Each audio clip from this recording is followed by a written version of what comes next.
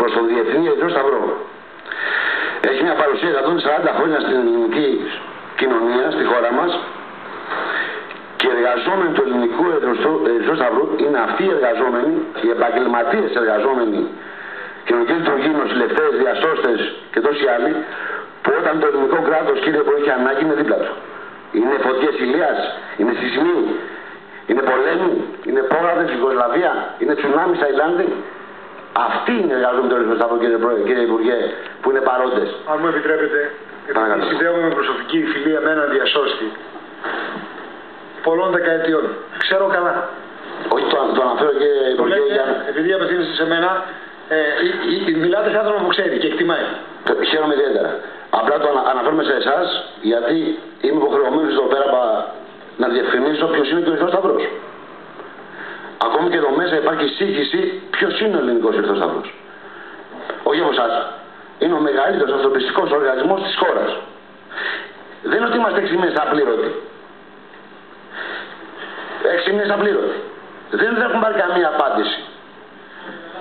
Σε όλη την Ελλάδα. 550 εργαζόμενοι σε όλη την Ελλάδα. Αλλά είναι και το γεγονός, και οφείλω να το τονίσω αυτό, γιατί τόση ώρα μιλάμε για την ΑΝ, και βεβαίως οι εργαζόμενοι την ΑΝ έχουν δίκιο και βεβαίως πρέπει να δικαιωθούν.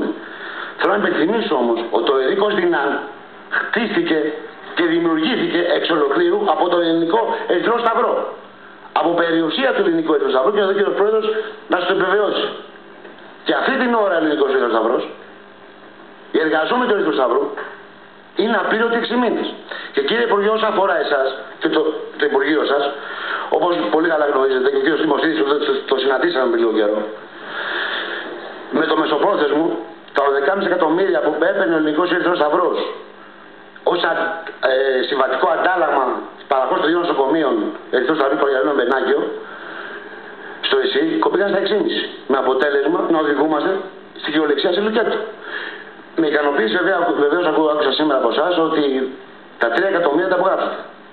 Εδώ θα σας τονίσω, κύριε Υπουργέ, όμως ότι τα 3 εκατομμύρια, όπως θέλετε, να πάρουμε εμείς τα 3 εκατομμύρια σαν Ερυθρός Σταυρός, και από ό,τι μας είπαν οικονομικές υπηρεσίες, πρέπει να δώσουμε περίπου στο 1,5 με 800 σε ασφαλιστικά ταμεία για να πάρουμε ασφαλιστική και φορολογική ενημερότητα προκειμένου να εκταμιευτούν. Άρα πάλι δεν είναι το πρόβλημα. Και θα ήθελα εδώ σήμερα, κύριε Υπουργέ, να δώσετε διαβεβαίωσή σας και τη δέσμευσή σας ότι θα πάρουμε και τα 3,5 εκατομμύρια που υπολείπονται, το 10,5 εκατομμύρια μέχρι τέλος του χρόνου. Για να μπορέσουμε να υπάρξει ένα φως στο τούνελ. Αλλά εδώ είμαι υποχρεωμένο να τονίσω ότι και με αυτά τα λεφτά πάλι ο ελληνικός Ερυθρός Σταυρός δεν μπορεί να ανταποκριθεί ούτε στις υποχρεώσεις του απέναντι στους εργαζομένους, ούτε στα προγράμματά του απέναντι στην ελληνική πολιτεία. Και εδώ βεβαίως θέλουμε από τη διοίκηση και από τον κύριο Μαρτίνη, που είναι ο πρόεδρος του Ελληνικού Ερυθρού Σταυρού, να αναλάβει τις ευθύνες και να δώσει λύση στο μεγαλύτερο ανθρωπιστικό οργανισμό της χώρας.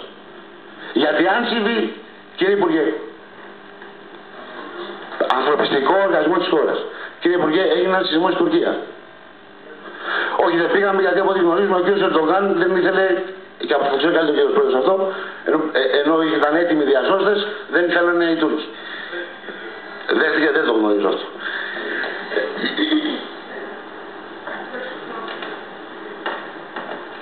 Κύριε Υπουργέ, θα τελειώσω με αυτό. Χτύπα ξύλο, μη συμβεί άλλο κάτι στην Ελλάδα. Ο ελληνικός Ερυθρός Σταυρός θα τρέξει και οι εργαζόμενοι του. Και 20.000 θελοντές του. Και θα το κάνουν έστω και απλήρωτοι. Θεωρούμε λοιπόν μεγάλη υποχρέωση της ελληνικής πολιτείας έναν του Ερυθρού Σταυρού, κύριε Υπουργέ, να ανταποκριθεί άμεσα για να βρεθούν και οι εργαζόμενοι, αλλά να μπορούν να υλοποιηθούν και τα προγράμματα. Εδώ έχω μια λίστα με το προσφέρει ο Ερυθρός Σταυρός. Δεν σας διαβάζω, δεν σας κουράσω.